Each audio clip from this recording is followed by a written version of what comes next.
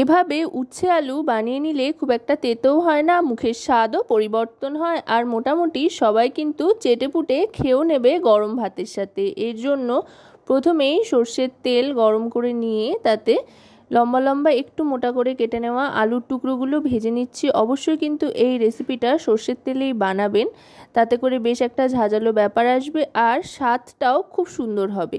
আলুটা একটু লালচে করে ভেজে নেব।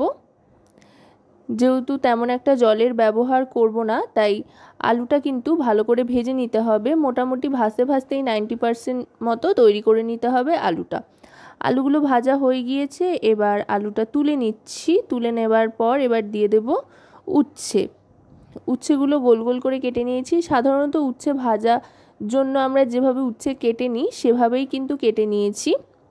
শুধু উচ্ছে ভাজা খেতে অনেকেই পছন্দ করে না, যেহেতু তেতো হয়। এইভাবে একবার উচ্ছে দিয়ে তরকারি বানিয়ে দেখবেন সবাই বেশ তৃপ্তি করে ভাত খাচ্ছে এটা দিয়ে।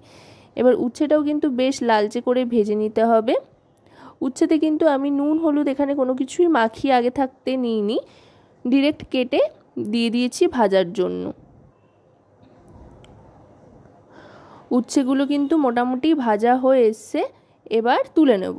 উচ্ছে আর আলু আগে থাকতে ভালো করে সর্ষের তেলে বেশ কড়া করে ভেজে নিলাম। এবার দুটোই আলাদা আলাদা করে তুলে নিচ্ছি। তুলে নেওয়ার পর এবার এই তেলেই বাকি রান্নাটা করব। খুব বেশি তেলেরও যে প্রয়োজন হয় তা কিন্তু না। এখন সিজন চেঞ্জের সময় এই ধরনের সবজি বা তরকারি কিন্তু শরীরের জন্য খুবই উপকারী আর মুখে স্বাদও ফেরায় বলতে পারেন।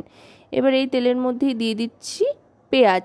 দেখুন পেঁয়াজটা কিন্তু একেবারে মিহি করে কাটিনি, একটু বড় বড় করে কেটেছি। এভাবে কেটে নিয়েছি তার কারণ পেঁয়াজ যে একটা মিষ্টত্বের ব্যাপার থাকে, একটা মিষ্টি মিষ্টি ভাব থাকে, তাই এভাবে যদি পেঁয়াজটা ভেজে নেওয়া যায় তাহলে কিন্তু খাওয়ার সময় মুখে বেশ একটা মিষ্টি মিষ্টি স্বাদ আসবে পেঁয়াজটা মুখে পড়লে, যেটা উচ্ছের সাথে খুব সুন্দর একটা ব্যালেন্স করবে স্বাদে। এবার পেঁয়াজটা ভাজতে ভাজতে দিয়ে দিলাম পরিমাণ মতো নুন আর হলুদ, তার সাথে দিয়ে দিচ্ছি এখানে লঙ্কার গুঁড়ো। বেশ একটু ঝালঝাল হবে।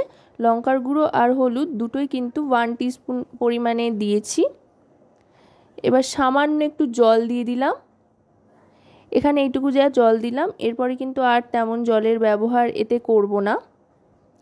পেঁয়াজটা একেবারেই নরম হয়ে এসছে। এবার দিয়ে দিচ্ছি সর্ষে বাটা। এখানে সাদা আর কালো সর্ষে দুটোই 1 চামচ পরিমাণে নিয়ে কাঁচা লঙ্কার সাথে বেটে রেখেছিলাম। বেশ ঝাল ঝাল হলে কিন্তু ভালো লাগে, তবে আপনারা যদি কম ঝাল পছন্দ করেন বা যতটা ঝাল পছন্দ করেন তার উপরে নির্ভর করে কিন্তু লঙ্কার ব্যবহারটা করতে পারেন, তাতে স্বাদের তেমন কোনো পরিবর্তন হবে না।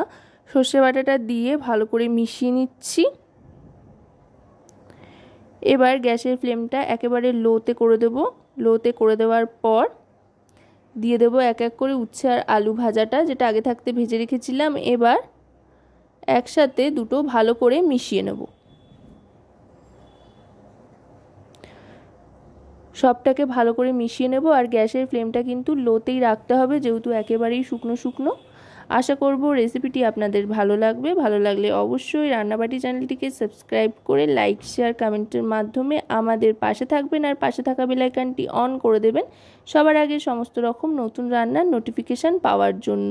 এবার এটা সার্ভ করে দিলাম।